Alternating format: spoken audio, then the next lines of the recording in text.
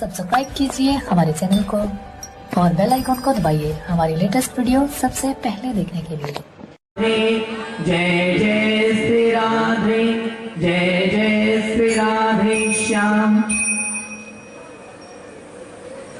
आइए अब हम कथा की ओर चलें।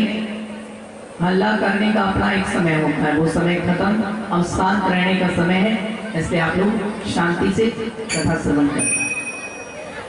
सवेरे की कथा में आपने सुना यदुवंश का नाश हो गया। जब सारे यादवों का नाश हो गया तब यदु कुलभूषण भगवान श्री कृष्ण ने स्वयं इस संसार को त्याग कर अदृश्य होने का निर्णय किया। श्री कृष्ण के परम धाम गमन से पूर्व श्री बलराम जी जो शेषनाग का अवतार थे वो अंतर्ध्यान हो गए और क्षीर सागर में जाकर अपने मूल रूप शेष स्वरूप में लीन हो गए। इसके बाद भगवान ने स्वयं इस धराधाम को त्यागने का निर्णय किया। कहते हैं एक दिन की बात है, श्री कृष्ण एक वृक्ष के नीचे बड़े गंभीर मुद्रा में बैठे हुए थे। वृक्ष के पास जब भगवान गंभीर मुद्रा में बैठे हुए थे उनके चरण दिखाई दे रहे थे। भगवान के चरण का जो तलवा था वो चमक रहा था। श्री कृष्ण के चरण के तलवे को एक पक्षी की आंख समझकर उसकी चमक को देखकर एक व्याधा ने, एक शिकारी ने श्री कृष्ण की ओर निशाना किया। भगवान का पूरा शरीर वृक्षों की लताओं से, वृक्षों की पत्तियों से ढका हुआ था, केवल चरण ही दिखाई दे रहा था, वो भी बहुत दूर से, स्पष्ट नहीं दिखाई दे रहा था। शिकारी को लगा वृक्ष के पास कोई पक्षी है और श्री कृष्ण के चरण को पक्षी समझकर उस शिकारी ने वहीं से बाण संधान कर दिया। उस शिकारी ने जैसे ही तीर चलाया वो तीर जाकर हमारे मुरली मनोहर श्री कृष्ण के तलवे में लगा। भगवान के तलवे में जब बाण लगता है कृष्ण ने उस शिकारी के बाण के एक नोक पर अपने प्राणों को रख दिया और भगवान ने इस प्रकार अपने प्राणों का परित्याग कर दिया। कहते हैं लोग कह सकते हैं कि भगवान को तो महाभारत के युद्ध में सैकड़ों तीर लगे थे लेकिन फिर भी उनको कुछ नहीं हुआ, तो मात्र एक शिकारी के एक बाण से श्री कृष्ण की मृत्यु कैसे हुई? याद रखिए भगवान ने जगत को सिखाया कर्म गति टाले नाही टली। किसी विद्वान ने कहा कर्म गति टाले नाही टली, पांडव जिनके आप सारथी तिन पर विपत्ति पड़ी, कर्म गति टाले नाही टली। ये संसार कर्म क्षेत्र है और यहाँ जो जैसा कर्म करता है सज्जनों उसे वैसा ही फल मिलता है। श्री कृष्ण ने अपने पूर्व अवतार में, श्री राम के अवतार में वानर राज बाली को छिपकर मारा था और बाली ने उनसे प्रश्न किया था प्रभु आपने तो धर्म की रक्षा के लिए अवतार लिया, फिर आपने एक व्याध की तरह मुझे छिपकर क्यों मारा? इस पर प्रभु ने कहा था धर्म की रक्षा के लिए इस अवतार में तुम्हारा वध इस प्रकार करना अनिवार्य था, किंतु अपने इस कर्म का दंड मैं अपने अगले अवतार में अवश्य भोगूंगा। एक समय ऐसा आएगा जब तुम भी इसी प्रकार व्याधा की तरह छिपकर मेरा वध कर दोगे और अपने उसी वचन की लाज रखने के लिए और सारे संसार को ये सिखाने के लिए कर्म का फल स्वयं नारायण भी नर बनकर आए तो उन्हें भी भोगना पड़ता है। जगत को इस बात की शिक्षा देने के लिए भगवान ने उस व्याध के एक बाण पर अपने प्राणों को न्योछावर कर दिया। श्री कृष्ण ने इस संसार का परित्याग किया। उस व्याध ने कहा प्रभु आप जा रहे हो, आपके चले जाने के बाद आपके भक्तों का ध्यान कौन रखेगा? भगवान ने कहा चिंता मत करो व्याध, वास्तव में मैं तो जगत के कण कण में हूँ, अणु अणु में हूँ, चराचर जगत में केवल मेरा ही निवास है। मैं न कहीं आता हूँ न कहीं जाता हूँ क्योंकि मैं पहले से ही सर्वव्यापक हूँ। ये आना जाना तो केवल मेरी एक लीला मात्र है। हे व्याध वास्तव में मेरे जाने के पश्चात भी मेरा केवल ये शरीर नष्ट होगा लेकिन मेरी सीख कभी नष्ट नहीं होगी। याद रखना, शरीर सबका नष्ट होता है, चाहे वो किसी इंसान का हो, चाहे वो किसी भगवान का हो। शरीर किसी का अमर नहीं होता, अमर केवल सीख होती है। भगवान ने कहा, शरीर मेरा नष्ट हो जाएगा, लेकिन हे व्याध, मेरी सीख युगों युगों तक संसार में गाई जाएगी और मेरी सीख सदैव मेरे भक्तों का मार्गदर्शन करती रहेगी। किसी का शरीर अमर नहीं होता, सज्जनों, महापुरुषों के सीख अमर होते हैं। भगवान ने कहा, मेरी सीख गीता का ज्ञान बनकर संसार में विद्यमान रहेगी और जब जब इस संसार में धर्म की हानि होगी, अधर्म की वृद्धि होगी, तब तब मैं आऊंगा। यदा यदा हि धर्मस्य ग्लानिर्भवति भारत अभ्युत्थानम् अधर्मस्य तदात्मानं सृजाम्यहम् परित्राणाय साधूनां विनाशाय च दुष्कृतां धर्म संस्थापनार्थाय संभवामि युगे युगे। भगवान ने कहा, जब जब इस संसार में धर्म की हानि होगी, तब तब मैं आऊंगा। जब जब अधर्म की वृद्धि होगी, तब तब मैं आऊंगा। और जब जब सज्जनों की रक्षा करने की आवश्यकता होगी, तब तब मैं आऊंगा। दुष्टों के विनाश के लिए मैं आऊंगा और धर्म की पुनः स्थापना के लिए मैं आऊंगा। इसलिए चिंता मत करो व्याध, ये आना और जाना तो केवल मेरी एक लीला है। वास्तव में भगवान ना कहीं आते हैं ना कहीं जाते हैं। उनकी इच्छा के बिना उन्हें कोई मार भी नहीं सकता, क्योंकि वो तो अजय है। भगवान इस संसार में केवल लीला करने के लिए, भक्तों को सुख देने के लिए आते हैं, वरना उन्हें कहीं आने जाने की आवश्यकता नहीं, क्योंकि परमात्मा रूप से, निर्गुण निराकार रूप से वो स्वयं ही जगत के कण कण में विराजमान होते हैं। भगवान का अवतार इस धराधाम पर क्यों होता है, इस संदर्भ में मैं आपको एक रोचक प्रसंग सुनाता हूं। कहते हैं, बादशाह अकबर का नाम आप लोगों ने सुना होगा। मुगल बादशाह अकबर का नाम आपने सुना होगा। अकबर के 9 रत्न थे। इन 9 रत्नों में अकबर को सबसे अधिक जो प्रिय थे, उनका नाम था बीरबल। तो बीरबल हिंदू थे और अकबर मुसलमान थे, आप जानते ही। एक बार की बात है, बादशाह ने अपने दरबार में बीरबल से पूछा, बीरबल ये बताओ, तुम्हारे भगवान खुद क्यों आते हैं धरती पर, जब वो तीनों लोगों के मालिक हैं, जब उनके पास सब कुछ करने की शक्ति है, तो उन्हें बार बार धरती पर मनुष्य की भांति आने की क्या आवश्यकता है। यदि उन्हें किसी की रक्षा करनी है, यदि उन्हें कोई शुभ कार्य करना है, तो वो अपने नौकर चाकर और सेवकों से करवा सकते हैं। हमारे खुदा तो स्वयं नहीं आते, वो तो अपने पैगंबर को भेजते हैं, और तुम्हारे भगवान स्वयं क्यों आ जाते हैं।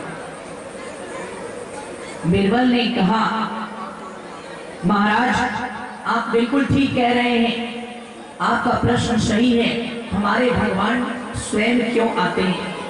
आपके इस प्रश्न का उत्तर मैं अवश्य दूंगा, लेकिन आपके इस प्रश्न का उत्तर मैं आज नहीं दूंगा।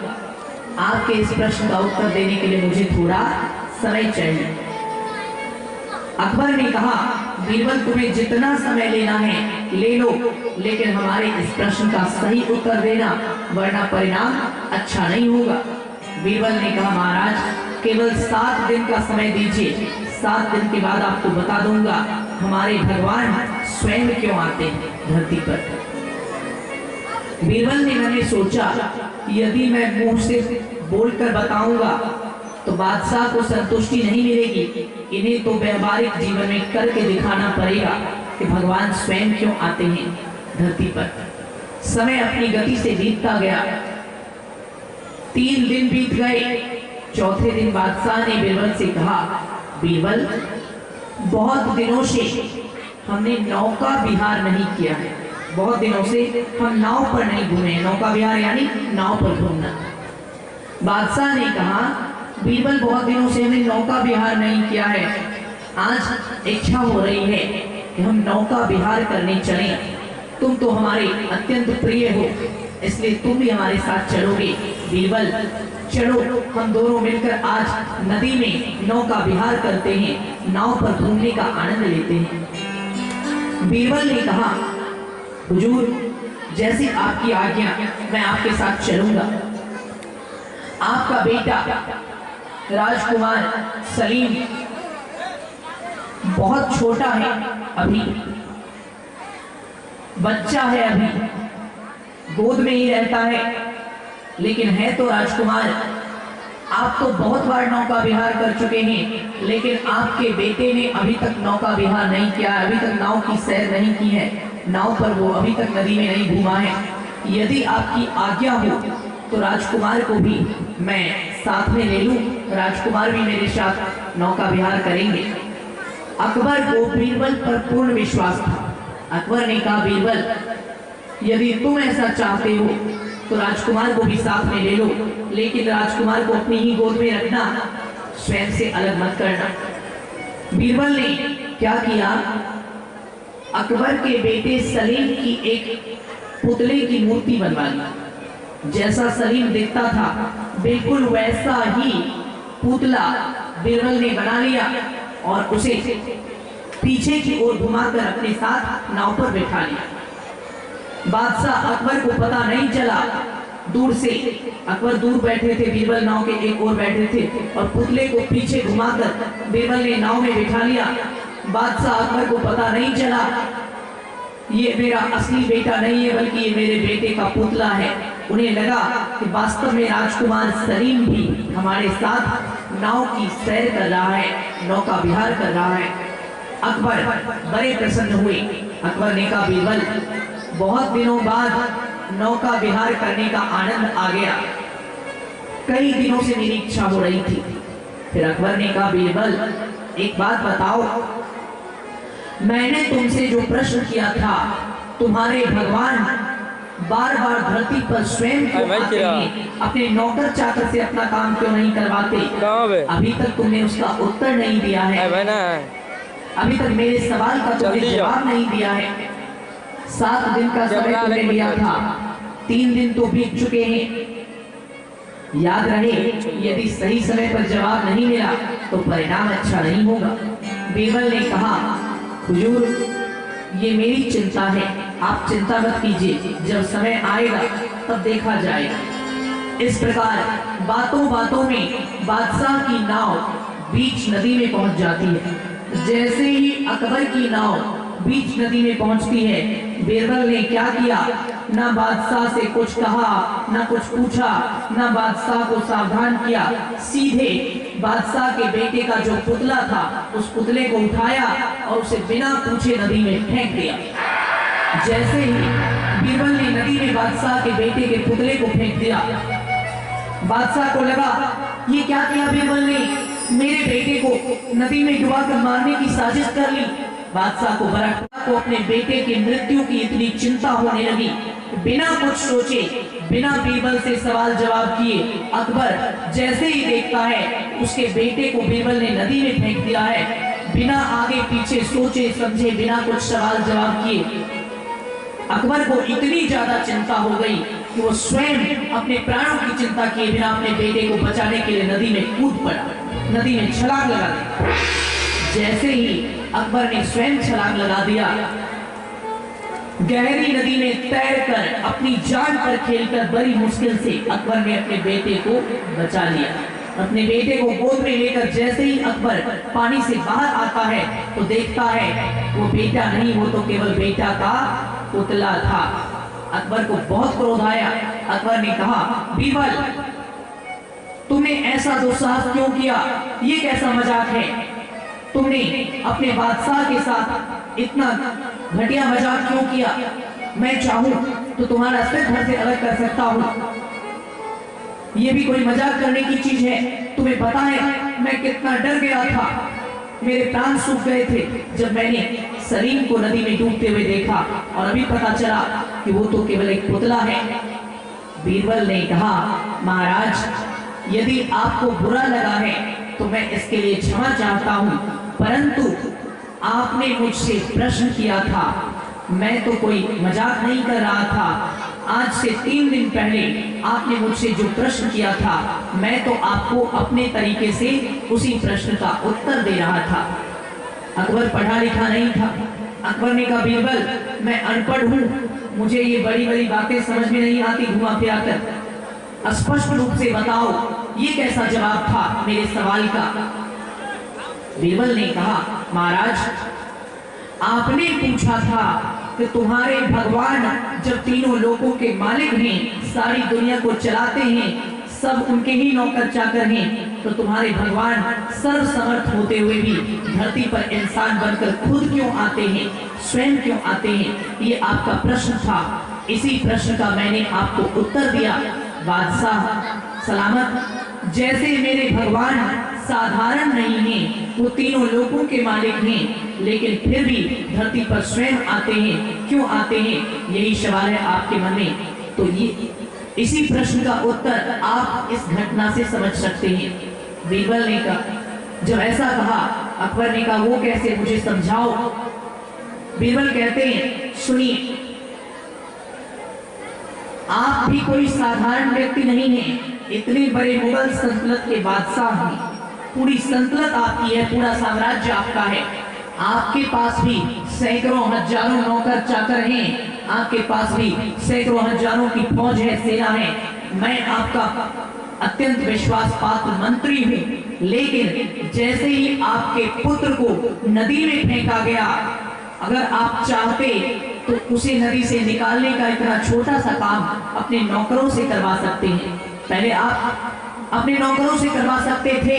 पहले आप मेरे प्रश्न का उत्तर दीजिए। इतना बड़ा बादशाह होकर आपने अपने बेटे को डूबते देखा तो आपने स्वयं नदी में छलांग क्यों लगा दिया? आपके पास भी तो नौकर चाकर हैं, आपके पास भी तो इतनी बड़ी सेना है। मैं आपका मंत्री आपके साथ हूँ, आप मुझे भी आदेश दे सकते थे या फिर अपने अन्य सैनिकों को आदेश दे सकते थे। इतने सारे लोगों के होते हुए आपको स्वयं नदी में कूदने की क्या जरूरत थी? आपको अपने प्राणों की चिंता नहीं हुई? अकबर ने कहा, बीरबल वो मेरा बेटा है, वो मेरे जिगर का टुकड़ा है, वो मेरी जान है, मैं उससे प्रेम करता हूँ और प्रेम में ऊंच नीच छोटा बड़ा नहीं देखा जाता। हम जिससे प्रेम करते हैं वो हमारे लिए इतना विशेष होता है कि यदि उस पर कोई संकट आ जाए तो बादशाह का दिल भी रो पड़ता है। यदि उस पर कोई संकट आ जाए तो अपने बेटे की जिम्मेदारी मैं अपने मंत्री को नहीं सौंप सकता, अपने बेटे की जिम्मेदारी मैं अपने नौकरों को नहीं सौंप सकता, क्योंकि वो मेरा बेटा है। मैं उससे प्रेम करता हूँ, जितना प्रेम मैं अपने बेटे से करता हूँ उतना प्रेम मेरे नौकर मेरे बेटे से नहीं कर सकते। जितनी चिंता मुझे मेरे बेटे की है उतनी चिंता मेरे सेवकों मेरे नौकरों को नहीं होगी। इसीलिए जब बेटे पर संकट आता है तो पिता चाहे राजा ही क्यों ना हो, पिता का दिल रो पड़ता है और पिता आगे पीछे कुछ नहीं सोचता। वो नदी में क्या, वो समुद्र में भी छलांग लगा सकता है। यही तो पिता का प्रेम है अपने बेटे के लिए। बीरबल ने कहा, महाराज यही तो मैं आपके प्रश्न का उत्तर है। जिस प्रकार पिता अपने पुत्र की जिम्मेदारी अपने नौकर को नहीं सौंप सकता, एक पिता अपने पुत्र की जिम्मेदारी चाहे वो पिता राजा ही क्यों ना हो अपने मंत्री को नहीं सौंप सकता, जिस प्रकार आपने अपने बेटे की जिम्मेदारी स्वयं अपने सिर पर ले ली। जब बेटे पर संकट आया आपको ये भी याद नहीं रहा कि आप राजा हैं, आप ये काम नौकर से भी करवा सकते हैं। आप इतना प्रेम करते हैं अपने बेटे से कि उसके प्रेम में बावरे होकर आप स्वयं नदी में कूद पड़े, जबकि ये काम आपका नौकर भी कर सकता था, लेकिन आपको कुछ याद नहीं रहा, आप स्वयं कूद पड़े। उसी प्रकार हमारे भगवान तीनों लोगों के पिता हैं, वो जगत पिता हैं, हम सब उनके बच्चे हैं, हम सब उनकी संतान हैं। जब बच्चे पर संकट आता है तो पिता अपनी जान की बाजी लगा देता है, उसी तरह जब भक्त पर संकट आता है तो भगवान से भी कंट्रोल नहीं होता। भगवान चाहे तो दूसरे से करवा सकते हैं, लेकिन भक्त से भगवान इतना ज्यादा प्रेम करते हैं, इतना ज्यादा प्रेम करते हैं, उन्हें ये तक याद नहीं रहता है कि मैं भगवान हूँ। जैसे बेटे की रक्षा के लिए पिता मौत की गोद में कूद जाता है, वैसे ही भक्त की रक्षा के लिए भगवान संसार में आ जाते हैं। भक्त की रक्षा के लिए भगवान दुनिया में आ जाते हैं। यही तो भक्त और भगवान का प्रेम है। जैसे आपने कहा, जितना प्रेम आप अपने बेटे से करते हो उतना प्रेम आपके नौकर नहीं कर सकते, आपके मंत्री नहीं कर सकते। उसी तरह भगवान भी सोचते हैं कि जितना प्रेम मैं अपने भक्तों से करता हूँ उतना प्रेम मेरा नौकर नहीं कर सकता, उतना प्रेम मेरा सेवक नहीं कर सकता, उतना प्रेम मेरा सहायक नहीं कर सकता।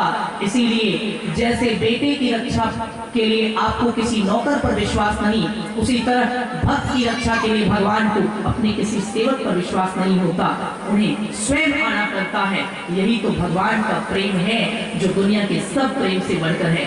सज्जनों, जगत पिता है परमात्मा। जैसे पिता अपने पुत्र के लिए जान की बाजी लगा सकता है, उसी तरह भगवान अपने सच्चे भक्तों से इतना प्रेम करते हैं कि सब कुछ भूलकर वो इंसान बनकर अपने भक्तों के लिए दुनिया में आ जाते हैं। इसीलिए भगवान को भक्त वत्सल कहा जाता है। भगवान श्री कृष्ण ने कहा कि व्याध, जब जब संसार में धर्म की हानि होगी तब तब मैं आऊंगा। यदा यदा ही धर्मस्य ग्लानिर्भवति भारत अभ्युत्थानम् अधर्मस्य तदात्मानं सृजाम्यहम्। तब तब मैं इस दुनिया में आऊंगा और मैं किसी और को जिम्मेदारी नहीं सौंपूंगा, मैं स्वयं अपने भक्तों को बचाऊंगा। यही तो भक्त के लिए मेरा अगाध प्रेम है। बोले प्रेम से भक्त और भगवान की जय। एक भजन तत्पश्चात एक भजन के उपरांत आगे की